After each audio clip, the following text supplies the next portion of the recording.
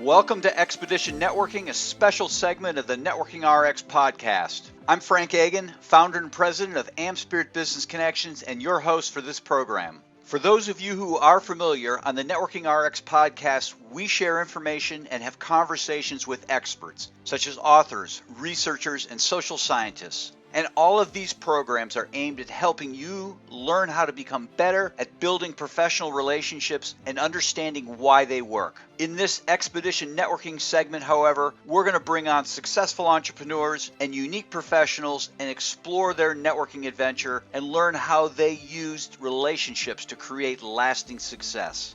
Today on Expedition Networking, we have Tony Taylor. Tony is an inspirational speaker and a leadership and personal development coach. He's based in Olympia, Washington, but he travels internationally to deliver the message of leading, overcoming adversity, and finding and living in your purpose.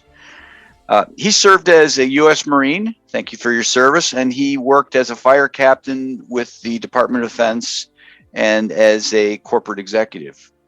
His leadership seminars mirror the many lessons that Tony has garnered during his life's endeavors.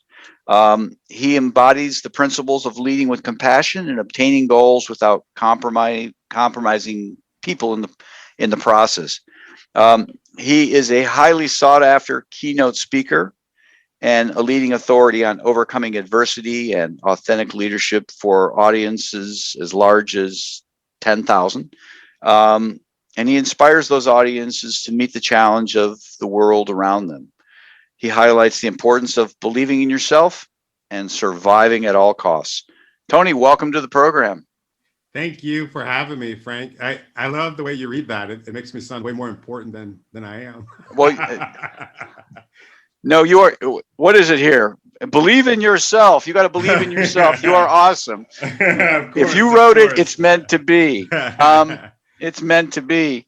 So I see the Marine Corps here. That's nothing to shake a stick at. I had a friend in high school went off to the Marine Corps, and he came back a better man. Not that he was horrible to begin with, but it was like, holy crap! It almost made you think, I should have done that. Why should I do that? Yeah. So again, thank you for your service. I guess take us from the word go when you're a kid, how you got in the Marines, what inspired all this, and Right. So for me, up until I enlisted in the Marine Corps at the age of 17, right? From the age of 17, it sounds very young, but in a sense, and where I was at with my life, I was an old and haggard man. I had been through so many ups and downs in life. I had almost been killed at that point, maybe three times. I was just in a life of destruction, right? In a life of destruction and on a path to nowhere. And I will never, ever forget this day as long as I live. I had just found out that I had a baby on the way. And like I said, I was 17. So you can imagine the fear in my heart. And I was outside with my friends and we're just talking, and I go, all right, man, I'm getting ready to go in the house and get whatever it was that I was going to get, which was insignificant, right? Very insignificant. Yep. And I remember seeing this commercial, and in this commercial, there was this guy. He was in the battle of his life. And I remember just sitting there, just watching it. And my friends, they're walking past. They're like, what is wrong with you? Why are you watching that? Like, it's like a soap opera or something. It's not that interesting. And I'm just like, shut up. This is, I think the good part is getting ready to happen. But in this commercial, this guy, he was fighting this dragon. And every time, he would think that the dragon had defeated the dragon would rear his ugly head. And he was bigger, stronger, faster than before. And I started thinking, man, this is everything that I got going on in my life. This is every piece of me. Like, I got demons, and I thought about, the demons that I had on my back, the demons or the monster, just the things that the turmoil that I was going through as a 17-year-old kid. Well, now man, because I was going to have to be a man. And the end of the commercial, it was a commercial, it wasn't a movie. I Right. thought it was a movie. So at the end of the movie, this guy stands up and he puts on this uniform. He didn't put it on, well, it magically appeared on him. And he was just like strong and he was just like this different person. And I just said, man, if he can do that, I can do it. Right. And that goes to show that they had, good, it was a good commercial because they achieved, they, they obtained their objective. And I said, I'm going to join the Marine Corps. I am going to be a United States Marine. And all my friends say, there's no way you're what one of my friends said, you're black. He goes, there's no reason why would you join the Marine Corps as a black man? You're too fat. You haven't graduated from high school yet. As a matter of fact, you're a dropout. And I hadn't even realized that I was a dropout. I hadn't been to school in so long that, yeah, I was considered as a dropout. And all of these people in my life that was telling me, no, you can't, no, you can't, and motivated me. And it inspired me like to the depths. Like you can't believe the depths that it inspired me. I was so obsessed. And I picked up the phone and I called 1-800-Marines and my life changed. This guy showed up. Now he's one of my best friends, my recruiter, but he showed up and it was magical. And, he looked just like me. It was so weird. It was like almost like we were brothers, meeting each other for the first time. And he said, which one of y'all called me? And it was me and my buddies were sitting on the porch. And I said, I did. And he goes, all right, come and talk to me. So we went in his vehicle and he goes, why are you hanging around with those knuckleheads? From the very beginning. I mean, he started shaking things up in my life and we started running. And next thing you know, I joined the Marine Corps and my life changed instantly. It changed. And just like what you were saying about your friend that you knew, it was the same thing. I started looking at different scenarios that I have been through, different scenarios that I knew that I was getting ready to go through. And I'm just like, I am not necessarily a better person, but I'm a different person. And that's the same mentality that I have right now. There's nothing that I can't get over. And that's because of not only joining the Marine Corps, but being in the Marine Corps and thriving.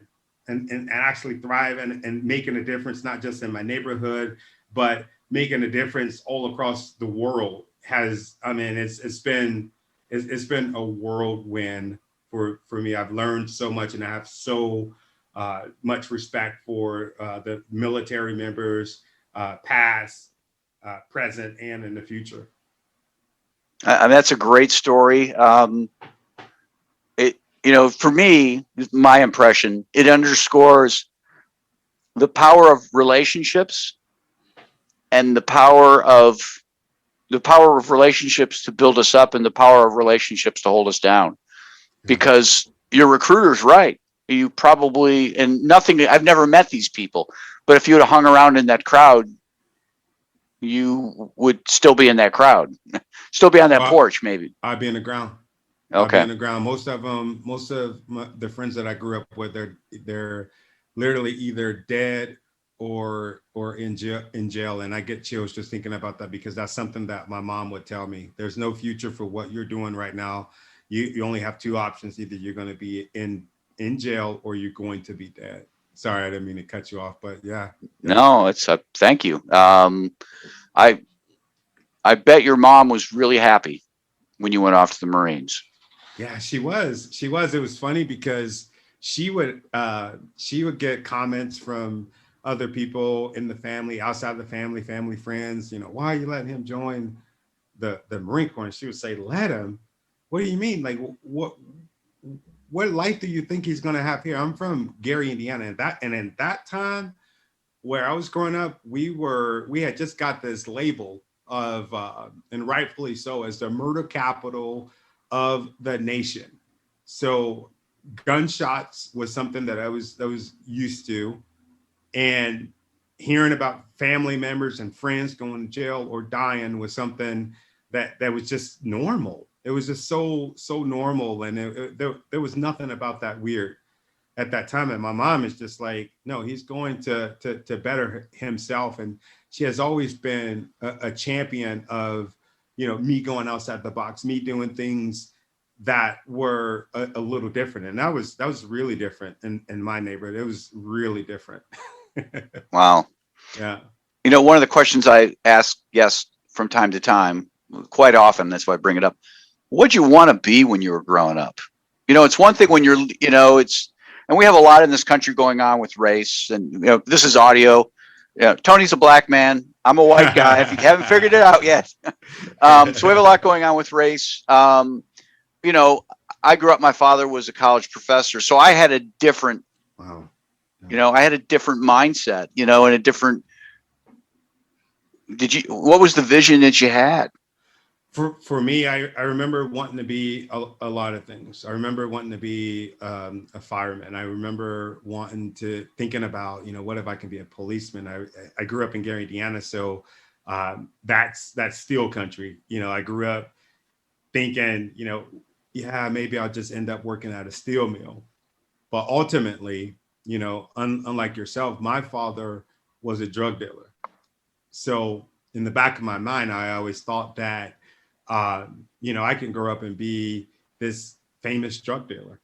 That's what my goals, that's what my aspirations were. And I remember watching movies in the early 90s, movies such as, Boys in the Hood, Menace to Society, and me and my best friend next door, we're pretending, to be those characters on the movies instead of, some of the positive characters. And that played a lot. That played a lot with, the things that I did as a child, the things that I got in trouble for as a child. So making that transition to saying, you know what, I want to join the military, it was an easy one for me. It was easy, but it was hard for everybody else because they couldn't fathom, me going and putting on a uniform that wasn't the steel mill. They couldn't fathom not visiting me behind bars because, that's certainly if I would have kept going, that's certainly where I would have been. Yeah. Did you have a job growing up? Any jobs growing up? Yeah. Or was the Marines your first, hey, I'm doing something? The Marine Corps was my first, I would say the Marine Corps was my first big boy job. Okay. But I cut grass. I was that kid. I was that kid in the neighborhood with a gasoline and a lawnmower. And I was going from door to door, cutting grass. There's I never forget, I made $1,000 in a weekend. And wow. I worked so hard. I was so dirty, but I was so happy. And I felt so much pride. And I remember getting a job, working at a car wash. I quit the first day. I got a job. I worked at Dunkin' Donuts. Dunkin' Donuts. I didn't last too long at that. We're talking about 15, 16-year-old kid. But the Marine Corps was definitely my first real job, my first sense of this is for me. This is my purpose. I actually belong here. I knew that I didn't belong washing cars. I knew that that it wasn't my purpose, to work at Dunkin' Donuts. Nothing against working there, but I just knew that it wasn't for me. Just like I knew that it wasn't for me to work at a steel mill. That's something else that I forgot too. I worked at a steel mill. I wasn't old enough to work there. I think I was 16 years old. And of course you got to be 18, but I worked for a contractor that got me in there. And I would come home every day I think I worked there for a few months. I would come home every day. My face would be pitch black. My whole body would be black from the sweat of working in that place. And it was terrible. I was so tired. I would work until probably 3 and 4 o'clock in the morning, wake up and go to school. But I knew that wasn't for me. I knew that wasn't for me. I knew it was somebody's purpose, but not my purpose. Wow. Well, speaking of purpose, let's transition over and talk about your business. You're the inspiring international speaker, and you certainly do other things. Personal development coach. I guess talk to us about the business, types of things you're looking for, Yeah, just share, please. Where are we going? Yeah. So after I got out of the Marine Corps, I got a job working for the Department of Defense fire department, and I rose through the ranks fairly quick. I was probably one of the youngest captains, the youngest captains in the state, and I got to that spot, and I just like, you know what? There's something more for me, and that's almost kind of been the theme of my life. There's something more for me, and I went and I started working in corporate safety. I rose to the ranks in corporate safety. I think I was probably the the company that I was working for, probably the number three at the company. And I remember hearing that voice in my head, this is not for me. There's something more for me. And I started just kind of looking at my life and trying to figure out, the different points of my life that I felt were meaningful, not just for me, but for other people. And it was my speeches. It was my speeches. I was in charge of pulling the whole company together on a weekly basis and delivering these speeches, sometimes in front of 1,000 employees. And it was the highlight. It was the highlight of my week, the highlight of my life. I loved doing it. And I would talk about many more subjects other than just safety. And it would, the president of our company, I mean, it would kind of tick him off a little bit, because I would be going for an hour, just going, I believe in you. I believe in you. We can do it. You have something so much better in your life, and just going at it. And maybe about 10 minutes of safety, good safety, but maybe about 10 minutes to that. And there was a young lady that came up to me, and she said, Tony, you know what? I was getting ready to come and talk to you, because we have an employee that, she's planning on quitting her job, and, she's an alcoholic. She hasn't drunk for the last 3 years, but she's going to quit today. And I don't think that she is going to just quit her job. I think she's about to quit life. And she told me this, and I'm like, okay, all right, thank you. I really appreciate you, for letting me know this. And probably about 20 minutes later, that the lady that she was talking about, she came and she said, hey, Tony, I want to talk to you. So we went in my office, and she said, I think that you saved my life. I was about to quit. And I said, I know. And she goes, what? Did God tell you? And she had this this deep accent, this really deep accent. And she goes, what, did God tell you? And I go, no, God didn't tell me. Sylvia told me. And she goes, oh, Sylvia's big mouth. And I said, no, I'm glad that we're having this conversation. And she just went on to tell me, the things that I was pouring into her life, that the fact that I was making her believe not only in her job, but believe in herself. And she was telling me that she had been recording the things that I was saying and taking it home, and let her kids listen to it, and that I had made a difference in her life. And it was that moment where I lost it. I lost it internally, and I just said, this is what I need to do. This is my purpose. This is my calling. This is that calling that voice that I've been hearing my whole life. This is that voice. And everything that I've done up to this point has led me here. And that was when I made the decision to become a corporate runaway. That's what I call myself, a corporate runaway. And I just say, you know what, I'm done. And I'm going to take this message, and this is what I'm going to do 24/7. And since I did that, since I made that commitment to just deliver these messages on all different platforms, I said, it's going to be audio, it's going to be video, it's going to be in person, it's going to be over the telephone, it's going to be, somebody that, if I can catch them walking down the street, if I see them sad, I'm going to give them everything that I got. And the minute that I made that decision, that's when my life changed. It was almost like the universe was ready for me to make that commitment. And I did a couple profile changes. Hey, I'm an inspirational speaker. And I started getting booked. I started getting booked, and I was just like, wow, wow, wow, wow. And I would get messages, from different people telling me the things that I was saying that was inspiring them. And they didn't know that, well, they knew afterwards because I would tell them, like very humbly tell them, like, you have no idea what this means to me, that you're saying this to me, because, you know, I'm afraid of giving up.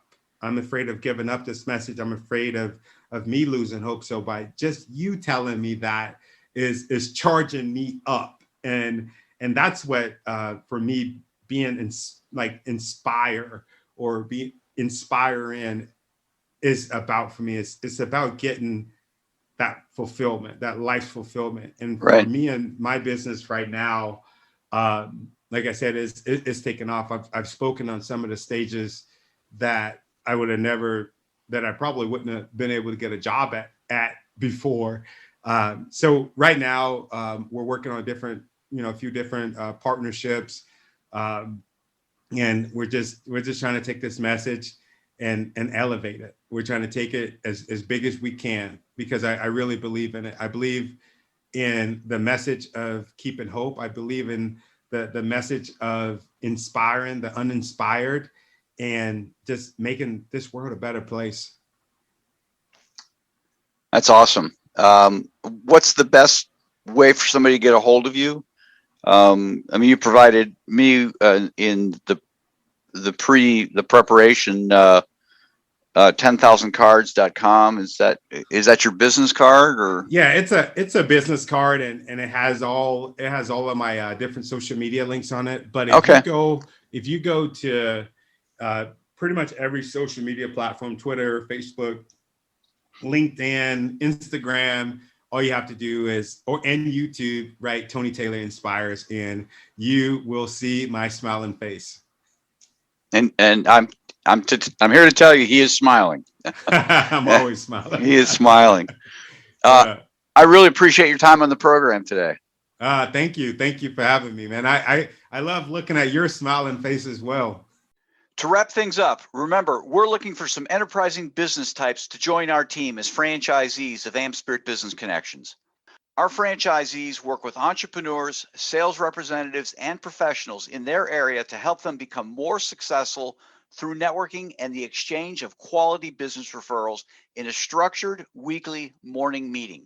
This is a unique franchise opportunity, you see, because these meetings are in the morning. A successful business type or professional can add this franchise opportunity onto what they're already doing. Again, all of our franchisees do something else. For a couple hours in the morning, a few mornings a week, these franchisees work the AmSpirit Business Connections model. The rest of the time, they're attorneys, accountants, realtors, coaches, and consultants of various kinds. The wonderful thing is that not only do our franchisees realize a financial gain from operating the AmSpirit Business Connections model, but the business networks that they build and develop become a great source of referrals for their primary business as well. Perhaps you know someone, perhaps you are that someone. Whatever the case, to learn more about the AmSpirit Business Connections franchise opportunity, please contact me using the email in the show notes or the one we provide at the end of this program. Thanks for joining us on the Networking RX podcast. Please put what you've learned into action today and let us know if you have questions, comments, or ideas for future topics. You can email them to us at podcast@amspirit.com. That's AmSpirit.com. Finally, so you never miss an episode, be sure to subscribe to the Networking RX podcast through iTunes, Overcast, or however you receive your podcasts. Now get out and network with someone. The Networking RX podcast is the copyright production of AmSpirit Business Connection. All rights reserved.